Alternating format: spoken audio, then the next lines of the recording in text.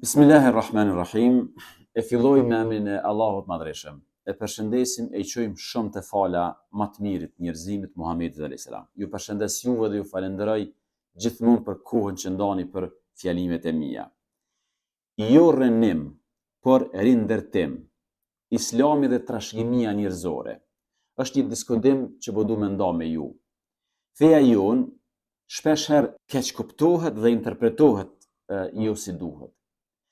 Shpeshherë interpretohet se ka ardhur për ta ndryshuar gjithë rrjedhën historike të njerëzimit. Ose shpeshherë akuzohet se Islami ka ardhur për ta mohuar komplet trashëgiminë njerëzore.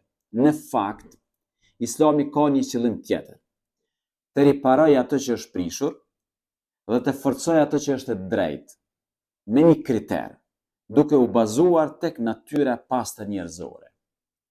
Pra, rikthimi te natyrshmja dhe morali është qëllimi i Islamit. Islami nuk ka ardhur të krijojë një karakter jashtëtoksor, apo një moral, apo një etik nga hiçi. Shiqoni çfarë thot pejgamberi alayhis salam. Unë jam i dërguar për t'i plotësuar virtytet e larta morale.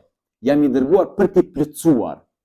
Islami e përforcon, e mbështet, e shtyn atë që njerëzit tashmë e kanë në natyrshmërinë e tyre. Virtyte, moral dhe aftësi për të bërë mirë që gjenden te çdo popull. Islami nuk ka me zhduk, ka me zhvillu dhe me avancu. Të çështja e zakoneve dhe kulturave. Islami nuk erdhi për të shkatruar zakonet.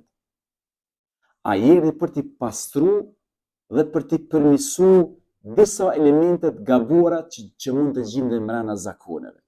Pejgamberi alayhis salam vishej si populli i tij. Nuk ndaloi, domethënë, përveç se praktikat e dëmshme, qofshin rroba që vishin nga mendimallësia e ngjajshme. Domethënë, nuk është se ndaloi përveç se praktikat e dëmshme. Fjala vjen e ndaloi që rrobat të vishen ose të ekspozohen për mendimallësi.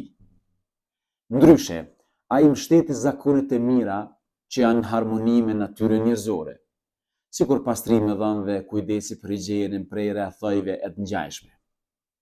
Në ekonomi dhe në marrëdhënie, Islami nuk krijoi sisteme të reja arbitrare. Ai e lejoi gjithçka që përmirëson jetën, që avanson jetën dhe ndaloi çdo gjë që mund ta dëmtojë, domethënë, jetën e njeriu. Si shembull, Islami erdhi e gjeti shitblerjen e drejtë, po e gjeti edhe kamaten. E lejoi shitblerjen e drejtë, e ndaloi kamaten sepse kjo e fundit shkatronte ekonominë dhe, si më thonë, e adaptonte një strukturë të caktuar të shoqërisë. Në martesë, Islami mbrojti sistemin që ruan prejardhjen dhe nderin, duke hequr praktikat që shkruajnë në dëm, domethënë në dëm të aspektit moral dhe shoqëror. Marrëdhëniet me qytetrimet e tjera. Islami nuk erdhi për të shkatruar qytetrime ose për të shkatruar qytetrimet ekzistuese siç pretendojnë shumë njerëz.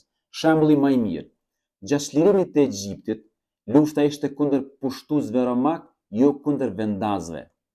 Pas çlirimit, muslimanët garantuan siguri të pronës, të jetës dhe fesë gjithë egjiptasëve që ishin aty. Mesazhi i përgjithshëm, vëllezër dhe motra. Islami rikthen njerëzit te natyra dhe morali i tyre i shëndosh.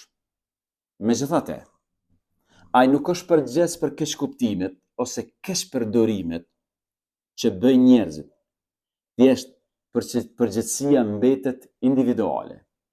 Prandaj, le të kemi kujdes, edhe ata që interpretojnë Islamin, po edhe ata që kritikojnë Islamin. Mos i veshni diçka që Islami nuk e duron. Nuk erdhi Islami me rënu gjithçka në këtë botë. Islami është një udhëzues për jetën që nuk e mohon trashëgiminë njerëzore. Vetëm qëllimin e ka me përmirësu dhe me pastru sa të është e mundur. Mesazhi përfundimtar i Islamit është rikthimi te vetja e shëndosh, te morali dhe te vlerat që janë universale për çdo njeri në këtë botë, pavarësisht në çfarë shoqënie jetojmë dhe pavarësisht në çfarë rrethonash dhe me çfarë njerëzish kemi të bëjmë.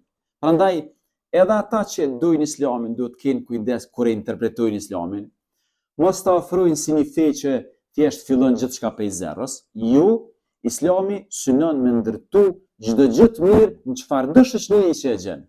Dhe ata të cilët, si më thon, kanë vrejtje dhe nuk e duan Islamin, le të jenë objektiv dhe le ta shohin se Islami është një fe globale, por nuk e synon globalizmin.